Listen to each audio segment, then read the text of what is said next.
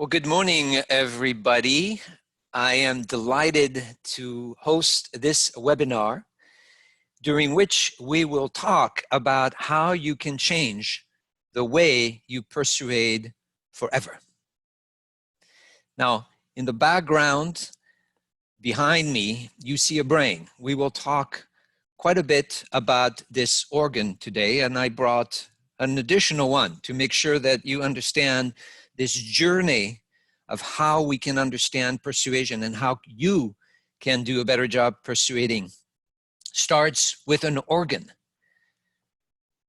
We will talk about our newest book, which is called the Persuasion Code. And I invite all of you who want to know more about the science of persuasion to seek our book, which is available in multiple formats. But if you don't have the time or even the budget to purchase a book, at least go and download off of our website this particular tool called NeuroMap. We decided, my business partner and co-founder of SalesBrain, Patrick Renvoisé, and I, to summarize all we know about the science of persuasion in one document. And you can download it for free. Finally, we're going to talk about how much you need to awaken to the importance of not spraying messages on your customers and praying that these messages are going to stick. You will learn in this workshop that the brain does not have the patience nor the cognitive energy to figure out what you have to say.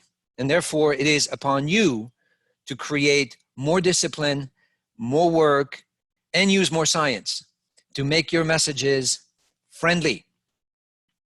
Now, the field of persuasion has been my passion for over 2 decades. And I have to be honest with you. You all, I'm sure, are finding yourself in a situation where you need to desperately persuade. It could be in front of one person. It could be in front of a web page that you have to design to attract more prospects. But if it's in front of a group, most likely you have felt this dread of not being able to engage. With many of the principles that I'm going to share with you today, you will find not just the motivation, but the technique to always win engagement. Because you see, it doesn't need to be an improvised or intuitive process. It can be a real science.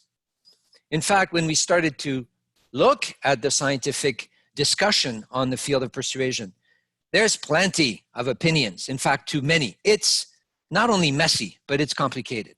Think about it. 500,000 research papers, 70,000 books, plus one, the best. And more importantly, an emerging aspect of how we understand persuasion, which I will talk a lot about today, and that is we're finally coming to grasp with the idea that as human beings, we do not have a linear, logical decision-making process because we have biases, these shortcut or heuristics that make so many of our decisions are finally being studied as an entire field, the field of study of cognitive biases. So, as I said earlier, too much in the study of persuasion or advertising effectiveness or even marketing effectiveness suggests that what you need to do is send a lot of messages and have a high frequency of those messages. The problem is we get too many messages. We call that the splashing effect. And what I want to call upon you is attention on the urgency of stopping splashing and recognizing that messages that get to eventually be processed in the brain have a code. That's what we call the Persuasion Code. They have properties that we will review together that you can adjust in every single one of your messages, whether those messages are delivered face-to-face or whether they are delivered online. Those properties will ensure that your message will not bounce off the brain. As I mentioned, we've been in this field for 2 decades. Our first book is now 20 years of age, but for the most part, our teachings have been very consistent in placing the brain at the center of the equation of what does it take to persuade. This fits into this entire map. The journey of how you understand and make persuasion more effective starts on the upper left corner of this map with a theory. Moving to the properties that will make your messages more effective, especially to a very unique part of the brain called the primal brain. So we will learn together that the brain has 2 sections, the upper section called the rational brain and the lower section called the primal brain. And that our discoveries and research has proven that in order to persuade, you need to target the primal brain first. And then I will very briefly describe 3 steps that you need to engage in to start the process of speaking to the primal brain. We do not specialize in any particular industry. I suspect among you are people who sell services, products. It doesn't matter. You all depend on a good message to sell. And all our clients are in that particular case. We've trained over 200,000 companies around the world, executives around the world, and roughly about 1,000 companies. And all of them have benefited from crafting, engineering better messages that are based on this science. So let's do this journey together in terms of how you can, right after this workshop, re-examine your messages with new lenses, the lenses of a persuasion scientist. The first block to understand about persuasion is that it depends largely on a theory. And that theory is very helpful because it cuts through a lot of noise, a lot of hesitation, a lot of arguments you may have found yourself having with people who disagree with you in terms of what color you should be using on your website or what you should say to engage people or close a deal. No more of those arguments. There are 4 factors that will make you a good persuader. First of all, you will only persuade to the extent that you've identified what troubles people. We call that their pain. Because you see, in the primal brain, which is the engine that you need to first reactivate in the brain, nothing is more important than avoiding a threat. So therefore, spend time looking at the relevance and importance of a pain point. Then you need to, instead of spraying and praying, you need to distill and identify a limited number of benefits we call your claims. And we argue that you should not go beyond 3. The third step of your process of persuasion is you need to bring evidence. You can't really win an argument or a case in a court unless you have the evidence to support it. We call that gain evidence. And finally, as I suggested, your core target should be that primal brain structure. Let's look at a very simple example of this theory. If you're selling water, well, you're going to sell more water if you're targeting people who are thirsty. If you're selling water, you may have competition. Therefore, you need to extract out of your message what makes your water so unique. Finally, you could find people who have already experienced your water. You could provide a tasting experience of that water, and therefore that will create the evidence. But you still have, even if you have the best water for all those 3, to communicate this power of the water into a message that is mostly primal brain friendly, which means visual and emotional. In the level of the primal brain, we cannot articulate, we cannot read, it's all pre-verbal. Now, you may wonder, how do you know all this, Christophe? Is this just something that you downloaded one day? No, we've researched it. And in fact, we do research that allow us to directly measure brain responses from people. Therefore, I can sit in front of you through this virtual session and tell you that I'm not estimating that the primal brain dominates the decision-making process. I know it dominates the decision-making process because in our lab, we can capture facial expression information. We can decode emotions from the voice and intonation of what people say. We can record where the eyes of people watching a website or a flyer are going and for how long. Therefore, we can understand visual stickiness. We can measure the moisture on their skin, and we go as far as measuring activity on the surface of the brain using a technology called electroencephalogram. Obviously, all of this is more complicated than probably you want to get into, but know that our research has documented brain responses, and therefore that's why I can be in front of you today and say, out of those two systems that I briefly introduced at the beginning of the webinar, one is the most evolved system, the rational brain, where we can think, where we can make predictions, but the one that continues to dominate and provides the early response to our messages is the primal brain. Think of it as the fight or flight brain, the brain that gives us the direction of where our attention should be because of survival urgencies. Obviously, during this crisis, we are all, in many ways, somewhat hijacked by the primal brain, which creates a little more anxiety and stress than usual. I want to give you a very simple example of where many of your messages tend to fail. For the most part, our understanding of persuasion, even academically, has suggested that we need to appeal to the smartest part of the brain. Therefore, we need to use logic, we need to use text, and this would be, for instance, as an example, a life insurance message trying to excite the brain, except that text cannot be decoded by the primal brain, which is the first brain to respond, and therefore you will fail when you are using a language that the primal brain does not understand. Text cannot be decoded by the primal brain. But if you do a visual grabber that speaks to the urgency of thinking of your death, as somber, as troublesome as this subject is, it will change the game.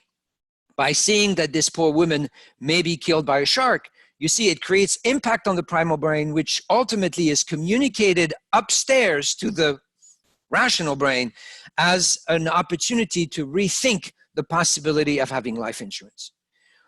This process of movement from the primal to the rational is what we call the bottom-up effect of persuasion. And this was already confirmed by a very famous and very smart man called Daniel Kahneman in his book, Thinking Fast and Slow. He calls the primal brain system 1 and the rational brain system 2. And the conclusion of 485 pages is primal or system 1 rules our behavior and decisions. There are really important distinctions between the two, and I'll let you absorb those two columns for just a few seconds. The one to really pay attention to is the primal brain lives in the present. Therefore, to persuade, you cannot make complicated forecasts and talk about the future as much as you need to ground the experience of the message in the present, which is why it needs to be visual, which is why it needs to be emotional, which is why it needs to appeal to the drive of the primal brain to protect itself. Because of the dominance of the primal brain, we have revealed and discovered that there are 6 primal biases that you need to always take into account when you create a persuasive message. And think again of those biases as shortcuts, often not conscious, meaning they're acting below your level of awareness, but they're orienting and directing your response to a message at lightning speed. Here are those 6 primal biases. First of all, as humans, because of the dominance of the primal brain, we are always on a mission to avoid threats and suffering, which is why your message needs to reawake pain and make it clear that you have not only understand knowledge, but empathy, that you have the mission of eliminating a very serious threat. Number 2, in the primal brain, we have zero desire to deliberate. We have zero excitement around thinking as much as we want to make a quick decision. Our life depends on it. Therefore, it is up to you to provide a very simple situation of decision, and the simplest decision opportunity that is possible is between go, no go, good or bad, cheap or expensive, a competition or you.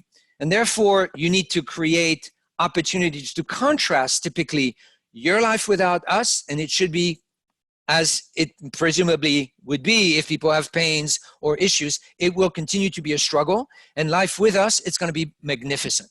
And that contrast is very powerful to activate in the primal brain. Third, as I mentioned, in the primal brain, we do not have neurons to read, we do not have neurons to compute, and therefore it is crucial that you do the best you can to reduce cognitive effort or cognitive load. Yes, we do have the capacity to think as human beings, but we'd rather not do so, especially we're in a situation of examining the possibility of buying something. Fourth, we're not good at remembering anything. I'm sure this will make a lot of you feel much better. And therefore, you need to package your message so that it is more memorable. Fifth, we are visual decision-making machine by default, and therefore you need to serve messages that are mostly visual. And finally, and this is such an important aspect, re-examine your message and ask the simple question: am I really on a mission to move people? Am I making them feel anything? And if the answer is not much, then your message has zero impact on the primal brain. So we'll see very simple examples of those situations here.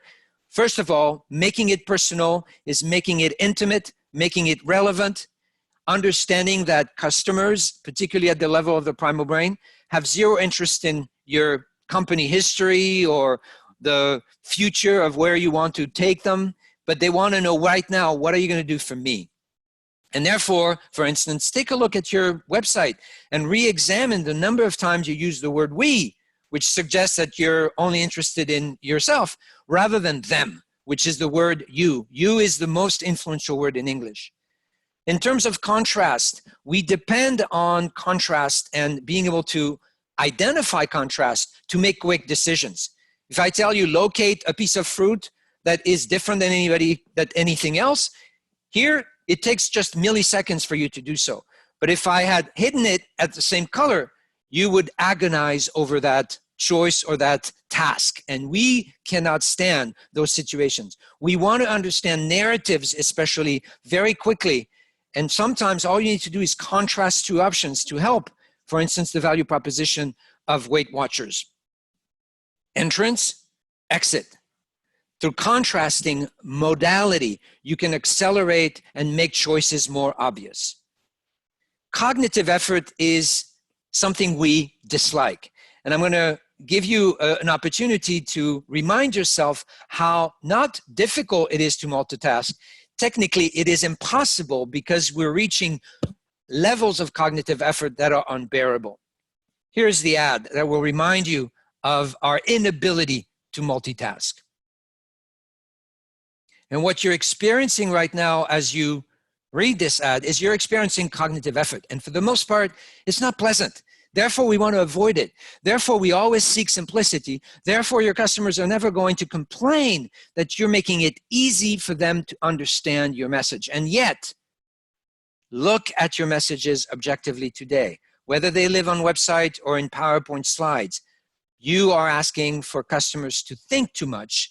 And it's not an insult to their intelligence. It has nothing to do with their intelligence. It has everything to do with the dominance of their primal brain. You see, we receive 11 million bits of data per second to our brain, but our bandwidth has hardly changed in thousands of years, and it still is around 50 bits per second. Therefore, there is urgency in making things obvious, simple, and creating aha moments that do not require cognition. Here is one. You want to understand how good our duct tape is? That's what it takes for 3M to get that aha moment with the least amount of cognitive energy. Memory is fragile. To make your messages more effective in terms of how people remember and pay attention, you need to recognize that there is a well-known curve of attention retention, which states that the highest level of our attention, it's actually at the beginning. So I had your best attention at the beginning of this webinar, and chances are it will start going down until the end where you get all excited because now it's the wrap-up moment.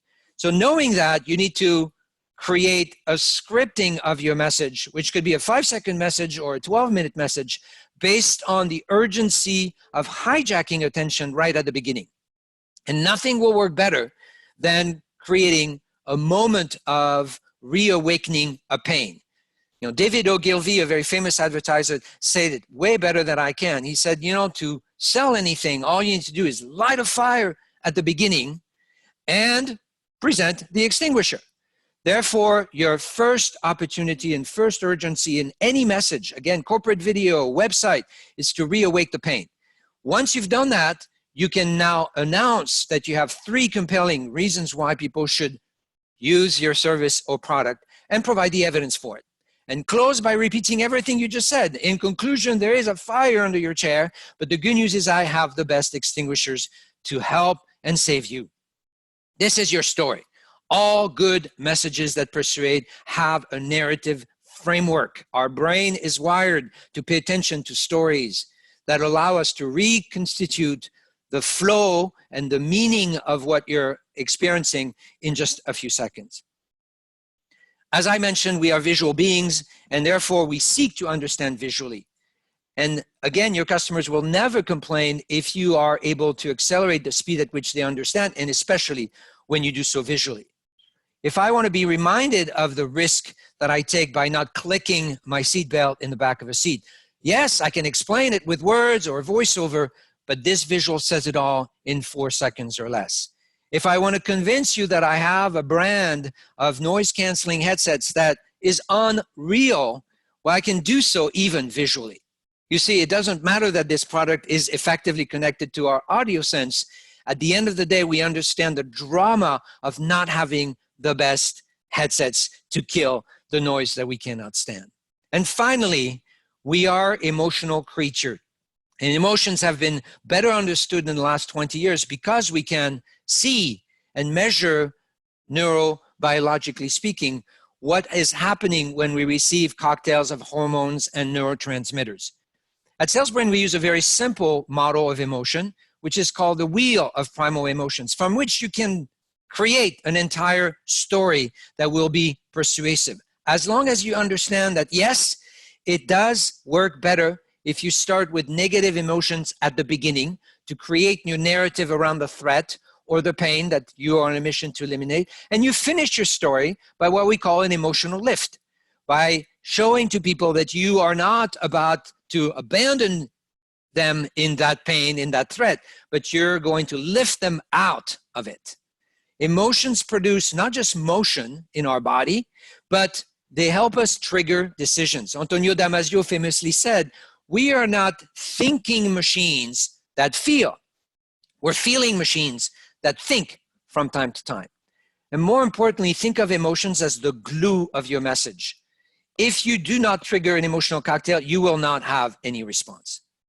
So if you are on a mission to wake people up to the urgency of stopping smoking, or consider a product such as Preparation H, well, then think that there are urgencies that command emotional attention. As I mentioned, this is a code of your future good messages. And I want to take a pause here to make sure that you're walking away from this webinar with a recipe for improving your existing messages, because I'm not suggesting you're not doing any of that, but to consider this like a pilot list. You know, if you're a pilot and if you have a list, you can't skip any points on it. Well, this is how we see our model. You need to make sure your messages have all those 6 qualities in order to work on people's brain. But you need to really apply this to your own business, to ask yourself 3 critical questions. What are the pains that you're targeting? And what is the urgency and severity of those pains?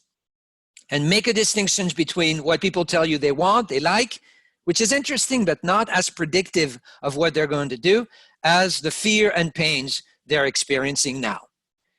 Do a good job filtering, distilling, carefully selecting your claims. This is an area of work where we see a lot of companies are just going too fast, too soon, or changing their claims all the time. It doesn't work. You need to sit down and have a process for doing so better. And examine your evidence. Recognize that without good evidence, the evidence can be created by customer stories, by data, by demonstrations that you can do. You will secure and lock a belief in the primal brain that this is real, therefore I can engage. And of course, put it all into a format in the delivery to the primal brain that is mostly visual, emotional, intuitive, and memorable. So this was a short journey, but designed to excite you at the promise of how persuasion science can accelerate and improve your ability to persuade. I'm going to check real quick and see if there are any chats that I've missed along the way. No. Therefore, I'm going to close by telling you that there are a number of events that might be of interest to you. The first one is we're doing, as a lot of people are today, a number of events, which I will put here up. We're doing virtual workshops that are starting on Tuesday. There is a special promotion for that. You can use the code Persuasion and receive a $50 off coupon. Every Tuesday, in fact, we will begin to offer these classes, which are meant to be a little more interactive than the webinar is, and an opportunity for you to really examine more deeply and more specifically the effectiveness of your message. We also have a number of tools on our website which may be of interest to you, especially we can rate your website, for instance, based on our model, and we can schedule a coaching session to help you really assess what you can do pretty quickly to restore the effectiveness of that message. And we also have recently introduced, for those of you who are coaches or consultant, a certification program. So look it up. We are on a mission to create more partners that are in a position to deliver our content and help at a more local level. So thank you for attending today. All of you, of course, will receive a copy of the recording. If you have specific questions, don't be shy. Email me. Most of you have my email. If you don't, Christophe, like Christopher, but no R, at SalesBrain.com, and visit us at SalesBrain.com. We also have our course in a video format at SalesBrain U, the letter U.com. Again, thank you for joining, and have a wonderful day, and especially a safe weekend.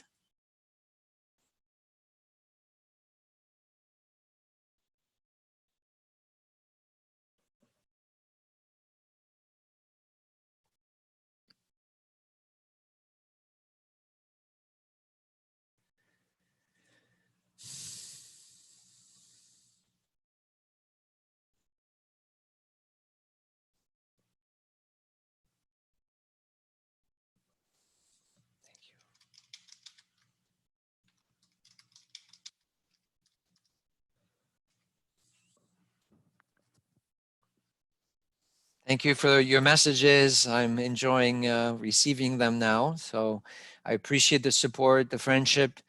And again, I repeat it because it's important. Make sure you wash your hands and make sure your primal brain is your best friend to protect you from the COVID-19. Take care, you all.